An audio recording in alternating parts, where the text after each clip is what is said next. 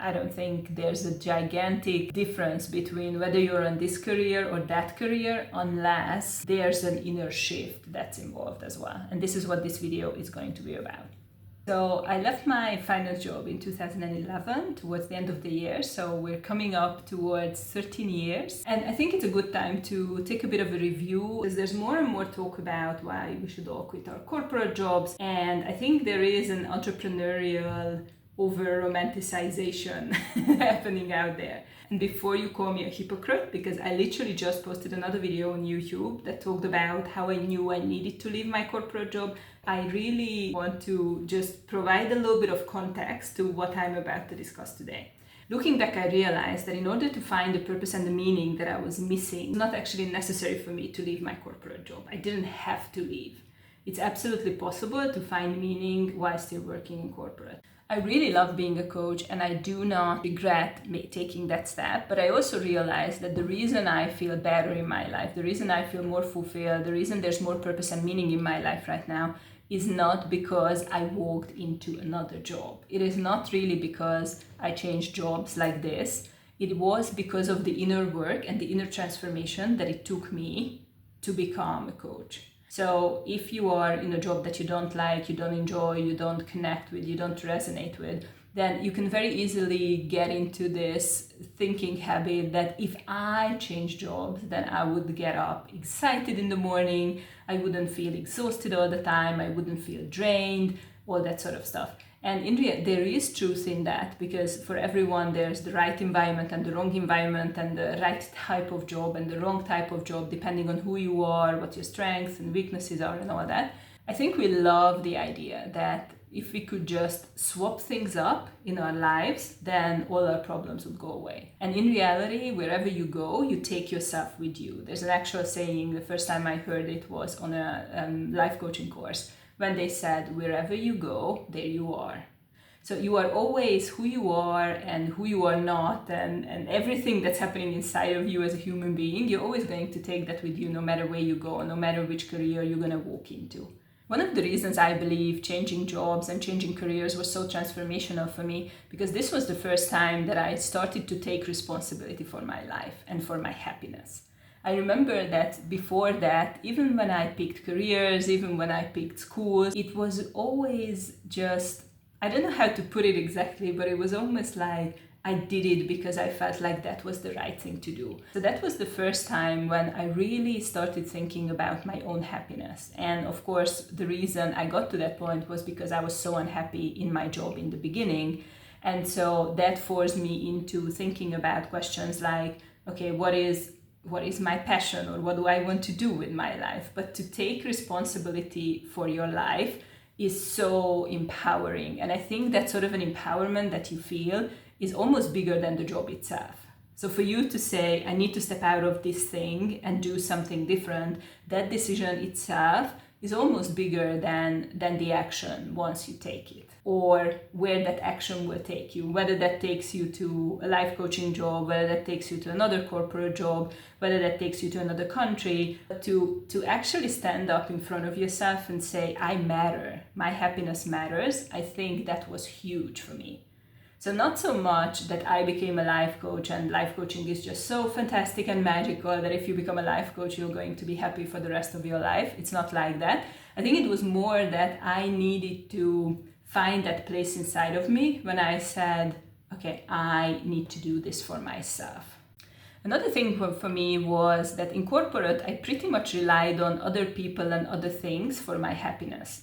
And when I started building my practice, my coaching practice, I realized that I'm in this alone. Like no one is coming to save me, I have to save myself. So I needed to learn a lot of skills around how to diagnose a problem, how to figure out what I'm going to do with something, and really feel the discomfort of the fact that if I don't fix my own problem, no one is coming to fix it. I think in corporate, just because the entire system is designed that way, that things are coming towards you, your goals are coming to you from other people, your computer is provided to you by the company, the money that you're making, the company is sending you the money. And I think that was a really important experience for me to realize that sometimes in life, I just have to save myself.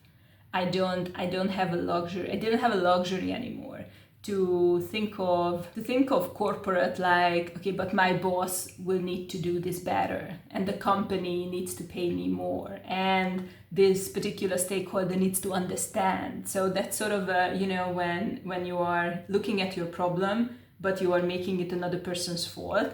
I couldn't do that anymore because there was no other person. I was the only person there. So if I had a problem, I needed to sort it out. I really felt that on my skin, that the responsibility to solve it, to sort it out, to overcome this barrier sits with me. When I changed my career and became a life coach, that was really the time in my life when I started to live consciously. So what does that mean, live consciously?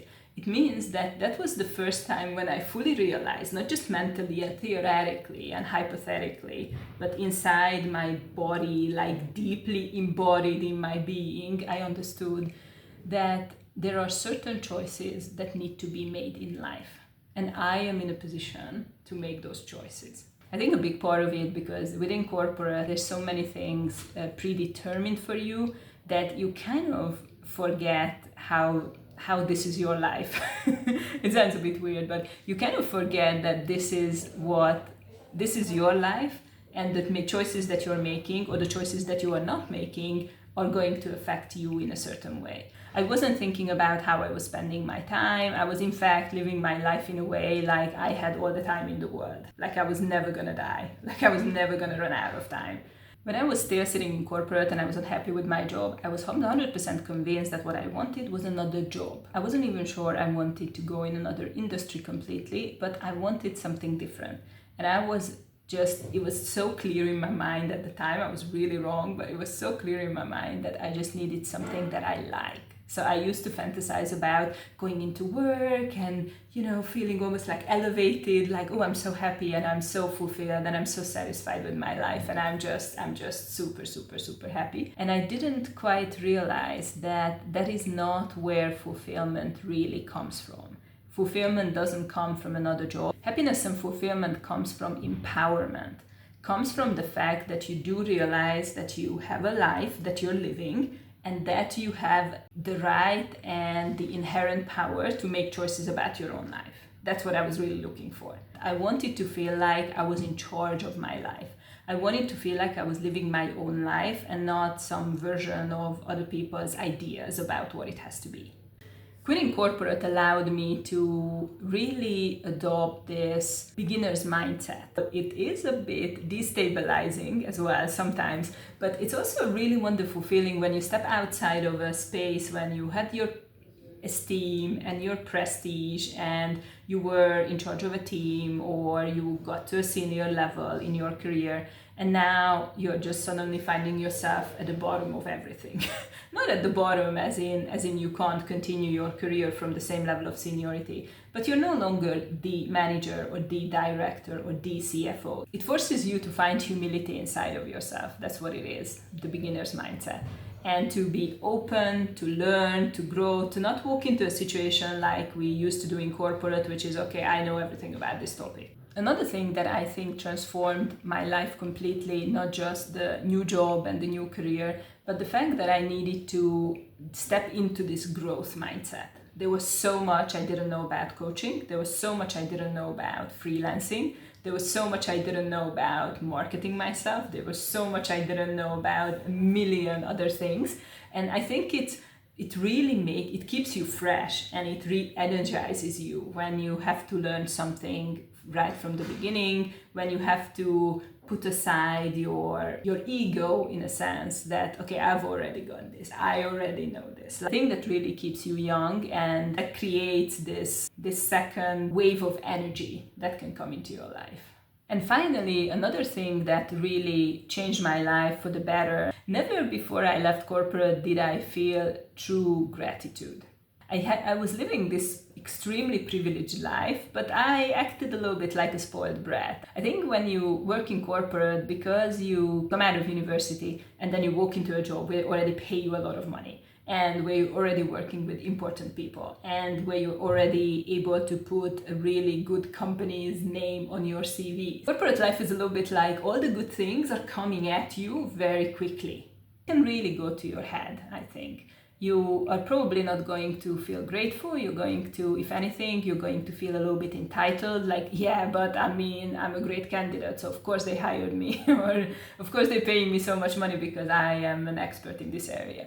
So that's where I was living, and not that it's wrong morally, so to speak, but not finding gratitude in your heart can really destroy your life, because you are just going to be like this person who's always going to look for the new thing, always wants more, always wants bigger, always wants to be on the go, but you are not going to be able to find a lot of peace inside your heart. That's it. That's all I wanted to cover today. Was this helpful? Tell me.